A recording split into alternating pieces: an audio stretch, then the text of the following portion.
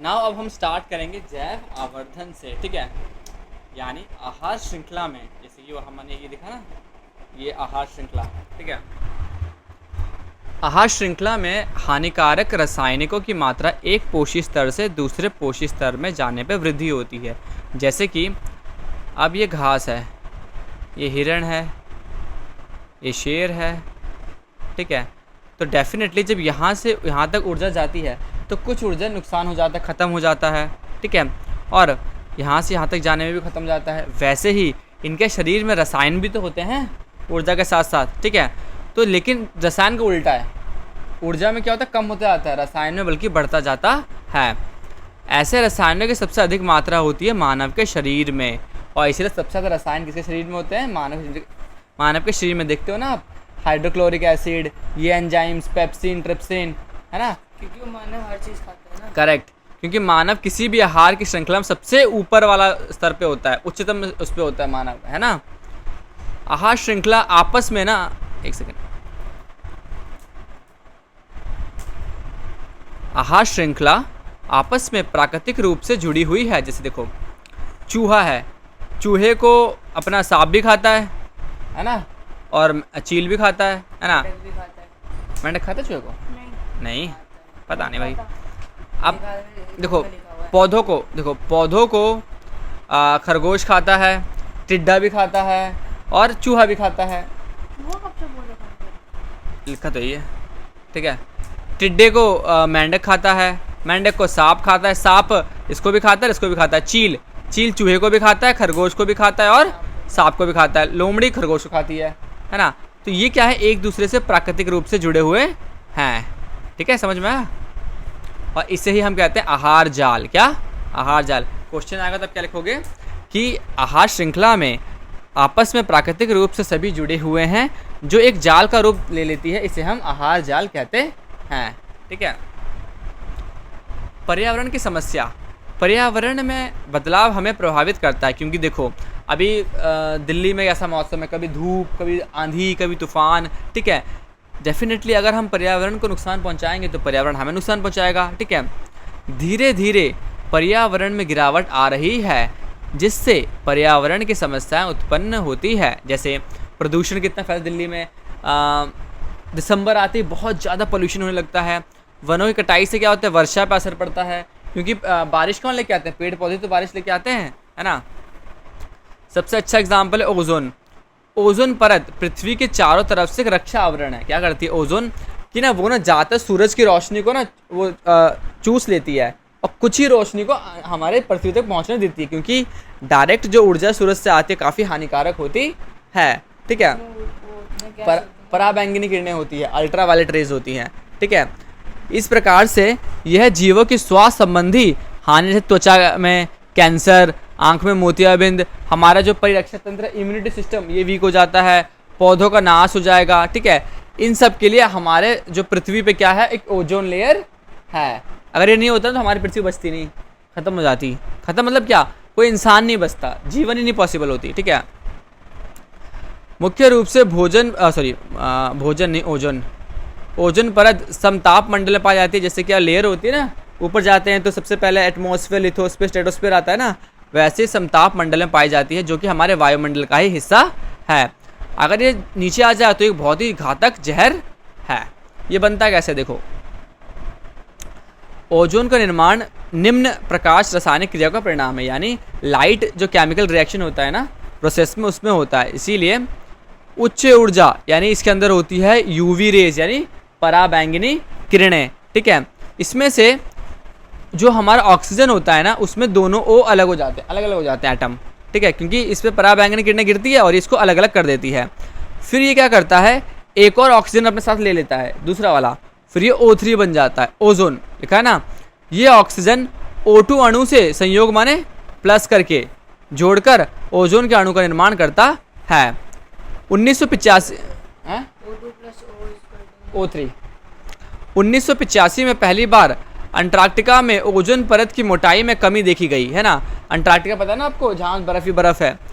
इसमें ओजोन छिद्र के नाम से जाना जाता है। अब तो ठीक हो गया है, क्योंकि ना पहले ना हम ना बहुत ज़्यादा जहरीली चीज़ों का यूज़ कर रहे थे। जैसे कि जो हमारा फ्रिज है ना, उसमें कोई केमिकल यूज होता था, ठीक है, क्लोरोफ्लोरोकार्बन ऐसे कुछ है, CFL करके, ठीक है। लाइट्स में भी बहुत ज़्यादा वो यूज होता था, इसलिए हमने LED लाइट पे स्विच हो गए, है ना। पहले वो वाली लाइट हो CFL, येलो वाली भी, CFL भी, ठीक है, जो कि बहुत डेंजरस थी, ठीक है।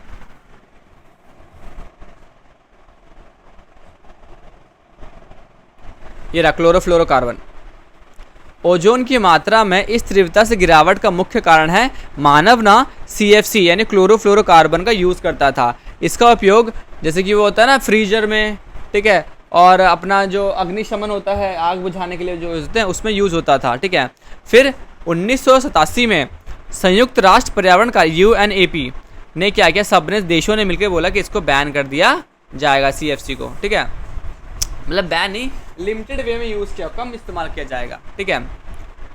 अब हम बात करेंगे, ये पॉइंट आसान है, ज़्यादा मुश्किल नहीं है, कचरा प्रबंधन, ठीक है।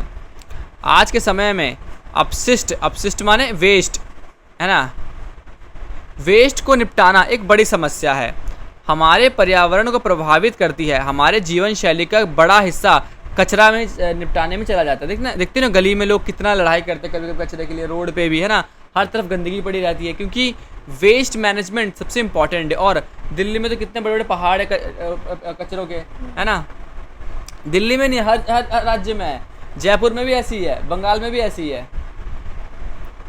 कचरे में निम्न पदार्थ होते हैं, कचरे में दो तरह के पदार्थ होते हैं, एक होते हैं जैव निम्नीकरण, ये पदार्थ क्या होते हैं ना, फल सब्जियों के छिलके, सूती कपड़ा, ये रिसाइकिल हो जाते हैं आराम से, माने जो बैक्टीरिया होते हैं ना, जीवाणु होते हैं ना, वो उसको खा के ना उसको छोटे छोटे चीज़ों में कन्वर्ट कर देते हैं, ठीक है, मिट्टी में मिला देते हैं एक तरीके से, ठीक है।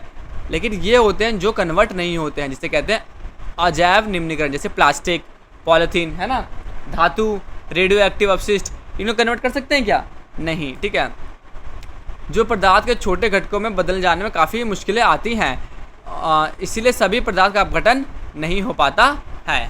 तो कितने हैं कचरे के, दो पार्ट है, एक जैव निम्नीकरण, एक अजैव निम्नीकरण। जैव में तो हो जाता है क्योंकि फल आते हैं, सब्जियों के छिलके आते हैं, सूती कपड़ा आता है, पर अजैव में आता है प्लास्टिक, पॉलीथीन, धातु, संश्लेषित रेशे, रेडियो एक्टिव अपशिष्ट, जिनको करने में काफ़ी ज़्यादा टाइम भी लगता है और ये कर भी नहीं पाते हैं, ठीक है। रेडियो एक्टिव जैसे कि वो मैंने ई वेस्ट के बताया, मैंने कंप्यूटर ये सब। कचरा प्रबंधन की विधियाँ, यानी किस किस तरीके से हम अपने कचरे को ना ठीक से मैनेज कर सकते हैं, ठीक है। सबसे पहले ना बड़े बड़े वो लगाए जाते हैं ट्रीटमेंट प्लांट, ठीक है, इसमें सीधा जाते हैं और खाद में कन्वर्ट हो जाते हैं, है ना। गांव में भी बहुत बड़ा गड्ढा खोदते हैं, फिर उसमें डालते हैं, फिर कुछ महीने बाद वो खाद में बदल जाता है ना। सीवेज ट्रीटमेंट प्लांट, जैसे कि हमारे घरों में भी, सॉरी हमारे इधर सीवेज ट्रीटमेंट प्लांट अलग अलग जगह पे पड़ रहे हैं ना। इसमें क्या होता है कि आपका पानी सीधा यहीं से निकल के जहाँ पे ट्रीटमेंट प्लांट है ना, क्योंकि क्या होता है दिल्ली और शहरों में ये जो गटर का पानी है उसको क्लीन करके हम पीते हैं, है ना। तो वैसे ही नाली का पानी को, नदी के पानी को नदी में डालने से पहले, या जो हमारे सीवर का पानी होता है उसको नदी में डालने से पहले उसको पहले क्लीन किया जाता है, फिर नदी में छोड़ते हैं, ठीक है। उसके बाद कचरा निचले क्षेत्र में डालते हैं और दबा दिया जाता है, यानी एक गड्ढा खोदते हैं, उसमें ये मोस्टली ये वाला कचरा डालते हैं, निम्नीकरण वाले, ठीक है। इन कचरे को डालते हैं, फिर इसको दबा देते हैं, ठीक है। ये रहा गड्ढा वाला, बहुत बड़ा गड्ढा खोदते हैं। हाँ, 3 महीने में कचरा किस में बदल जाता है, खाद में, ठीक है, फिर उसको खेतों में। अब जो अजैव निम्नीकरण होता है ना, उसको ज़्यादातर हम क्या करते हैं ना, ऐसे चीज़ों में कन्वर्ट करते हैं जिससे हम पुनः यूज़ कर सके, है ना। प्लास्टिक चीज़ों को ना हम रिसाइकिल करते हैं, है ना, उसको ना इतने छोटे छोटे पॉलीमर में डिवाइड कर देते हैं, ऐसे छोटे छोटे से, उसे कहते हैं प्लास्टिक ग्रैनुल्स। मैं फोटो दिखाता हूँ, बता रहा हूँ।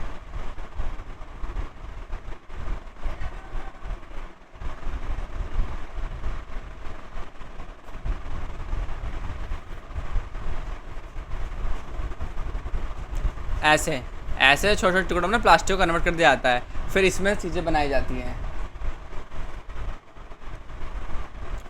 उसके बाद पुनः उपयोग बताया ना मैंने, दोबारा से यूज़ करते हैं, ठीक है। जैसे कि अखबार से लिफाफे बनाना हुआ, ये सब बनाना हुआ। भस्मीकरण, ये भी एक थर्मल प्लांट है जिसमें ना कचरे को सीधा राख में कन्वर्ट कर देते हैं, ठीक है। इसके लिए जैसे कि हॉस्पिटल का कचरा होता है, इसमें इन्फेक्शन होने के चांसेस ज़्यादा होते हैं ना, ब्लड होता है, तो इसको सीधा निपटाने के सीधा इलेक्ट्रिक करंट देते हैं और वो राख में कन्वर्ट हो जाती है, ठीक है। तो इस तरीके से ये छोटा सा आसान चैप्टर कंप्लीट हो गया। ठीक है, इसके कुछ क्वेश्चन आंसर्स है, ये रहे। अब देखो हमारे जो एसी होता है, रेफ्रिजरेटर होता है, उसमें कौन सा होता है, CFC, है ना, क्लोरोफ्लोरोकार्बन, जिसके कारण ओजोन लेयर में दिक्कत आ रही थी, है ना। अब बताओ कितना % एनर्जी ट्रांसफ़र होता है, 10%, है ना। तो यही होता है, सारे क्वेश्चन आंसर्स हैं। ठीक है, आप इसमें कर लेना। O2 से O3 बदल दिया जाता है। ठीक है, ऑप्शन दे रखे हैं, पराबैंगनी किरणें, है ना। फिर ओजोन लेयर बन जाती है। Correct correct. तो इसके आंसर्स भी इसमें दे रखे हैं। ये सब क्वेश्चंस है जो, क्योंकि इस चैप्टर में से मोस्टली 5 नंबर का ही आएगा। ठीक है, तो MCQ ही ज़्यादा आएगा, क्योंकि 4 नंबर में केस स्टडी तो देंगे नहीं, दे भी सकते हैं, क्या पता। ठीक है, ये रहे से कुछ केस स्टडी टाइप में क्वेश्चन। ठीक है, ग्राफ भी दे रखा है। वो केस स्टडी का ही पार्ट है ग्राफ। ठीक है, ये सारे क्वेश्चन दे रखे हैं। ठीक है।